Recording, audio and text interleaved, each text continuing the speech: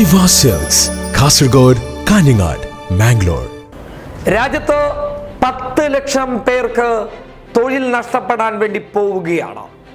വ്യക്തമാക്കി പറഞ്ഞു കഴിഞ്ഞാൽ സൊസൈറ്റി ഓഫ് ഓട്ടോമൊബൈൽ മാനുഫാക്ചേഴ്സിന്റെ അധ്യക്ഷൻ രാജൻ വധേര ന്യൂഡൽഹിയിലെ വാർഷിക സമ്മേളനത്തിൽ അദ്ദേഹം വ്യക്തമാക്കി പറഞ്ഞ ചില കാര്യങ്ങളുണ്ട്. 20 വർഷത്തെ കാലയളവിൽ ഏറ്റവും വലിയ സാമ്പത്തിക പ്രതിസന്ധി, തകർച്ച നേരിടുന്നത് ഇപ്പോഴാണ്. 2016 മുതൽ ഞങ്ങൾ ഇതിനെ പ്രതിരോധിച്ച് മുന്നോട്ട് വരുന്നുണ്ട്. അതായത് തൊഴിലാളികൾക്ക് തൊഴിൽ നഷ്ടപ്പെട്ടു പോവരുത് എന്ന് വിചാരിച്ച് എങ്ങനെയൊക്കെയോ ആയി ഞങ്ങൾ മുന്നോട്ട് പോകുന്നുണ്ട്.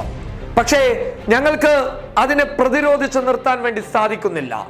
സാമ്പത്തിക മാന്ദ്യം അത്രത്തോളം പിടിക്കപ്പെട്ടിട്ടുള്ള സാഹചര്യത്തിൽ അതിനെ പ്രതിരോധിച്ച് മുന്നോട്ട് പോകാനുള്ള എല്ലാ അടവുകളും ഞങ്ങൾ കൂടിയിരുന്ന് ആലോചിച്ചിട്ട് പോലും ഞങ്ങൾക്ക് ലഭ്യമാകുന്നില്ല.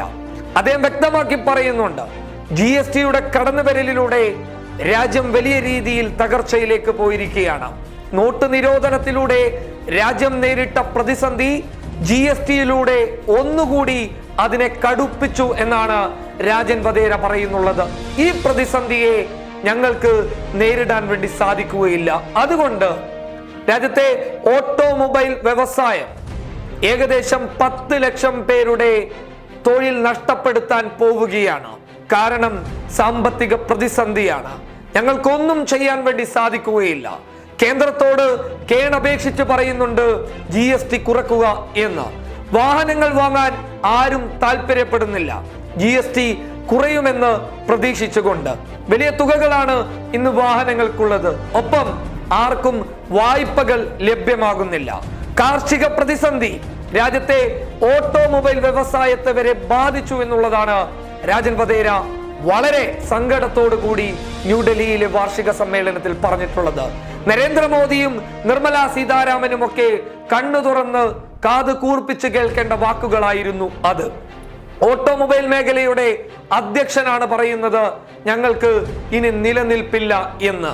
20 വർഷത്തെ ഞങ്ങളുടെ പ്രവർത്തന പരിചയത്തിൽ ഇത്രത്തോളം വലിയ പ്രതിസന്ധി ഞങ്ങൾ നേരിട്ടിട്ടില്ല.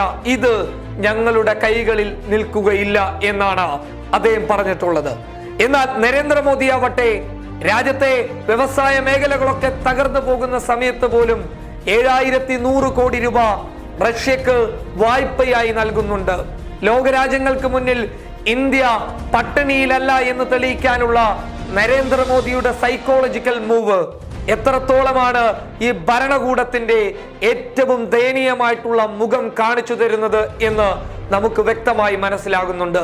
രാജൻ വധേര പറഞ്ഞ കാര്യം സത്യമായി കഴിഞ്ഞാൽ രാജ്യത്ത് 10 ലക്ഷത്തോളം വരുന്ന ആളുകൾക്ക് തൊഴിൽ നഷ്ടപ്പെടും. അങ്ങനെ തൊഴിൽ നഷ്ടപ്പെട്ട് കഴിഞ്ഞാൽ രാജ്യം കടുത്ത ദാരിദ്ര്യത്തിലേക്ക് കടന്നു പോകും. അപ്പോഴും ഇവർ മറ്റുള്ള രാജ്യങ്ങളിലേക്ക് നമ്മുടെ സമ്പത്ത് കൊടുത്തുകൊണ്ടേയിരിക്കും. രാജ്യത്ത് സാമ്പത്തിക പ്രതിസന്ധി ഇല്ല എന്ന് ധനമന്ത്രിയെ പോലെയുള്ള മന്ത്രിമാർ പറഞ്ഞുകൊണ്ടേയിരിക്കും. ഇനിയെങ്കിലും ജനങ്ങൾ മനസ്സിലാക്കുക, നമ്മുടെ അവസ്ഥ അതീവ ദയനീയ അവസ്ഥയിലേക്ക് കടന്നു പോകുന്ന സാഹചര്യത്തിലാണ്. News desk public Kerala.